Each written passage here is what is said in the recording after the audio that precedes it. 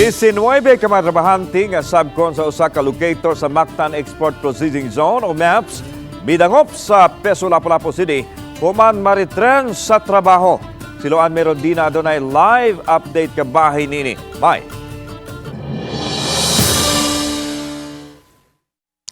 Lan mga kaw ang produkto ni ining maong kompanya nga nahimutang sa barangay Pahak ug nagsilbi silang subcon kuntig job out sa usa sa mga locator sa MEPS.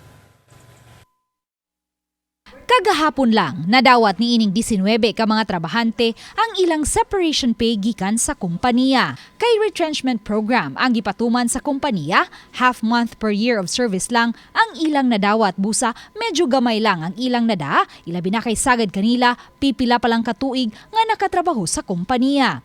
Busa ganihang buntag, dungan nga midangop sa Peso Lapu-Lapu ang naasoy mga trabahante sa panghinaot nga mahatagan sila og hinabang pinansyal. Ginahanglan ko din taon mi kay tungod sa kalisod sad ba. Mura na imong concern pero sa among management okay ra kay mi pinangga man mi nila.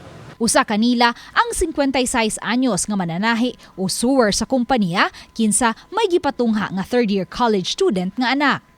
Minimum lang ang suhulan sa iyang bana busa dakong kawadon alang kanila nga malakip siya sa mga na-retrench. Lisod ba kayo usaray maning kamot. Kay makuwangan gid siya.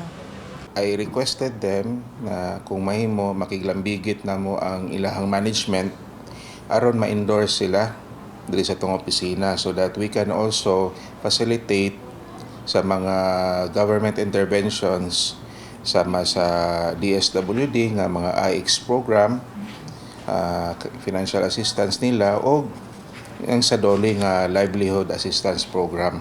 Base sa retrenchment notice nga gihatag sa kompanya ngadto sa mga apektadong trabahante, ang low order o kameno sa mga orders, high cost of production o uncompetitive price of product ang gitumbok niini nga mga hinungdan sa pagpatuman sa retrenchment program. Medyo grabe ang mura nag-cutthroat ang presyohan sa merkado abroad, no? So meaning to say gamay na lang ang ilahang murag profit margin.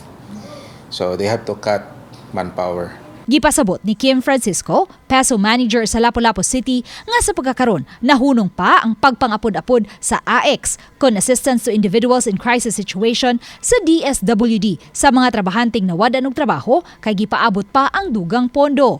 Sukad Enero 2023, miabot na sa 7,315 ang mga trabahante sa Lapu-Lapu City, sagad niini mga taga-MEPS ang nawadan og trabaho. 6,857 kanila ang nahataga na og AX ug aduna pay 458 ka mga trabahante ang wa pa mahatagi hangtod karon. Actually, even last year na pa mga pending wala pa matagai o AX sa ato ang DSWD and we are awaiting sa good news.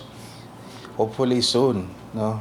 Sa pagkakutlo ning balita, wala pa makuha og habig ang DSWD-7 kabahin niini.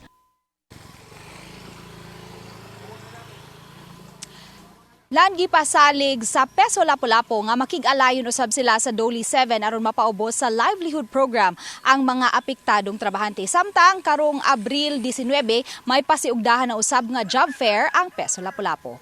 Lan? Okay, daghang salamat Luan Merondina.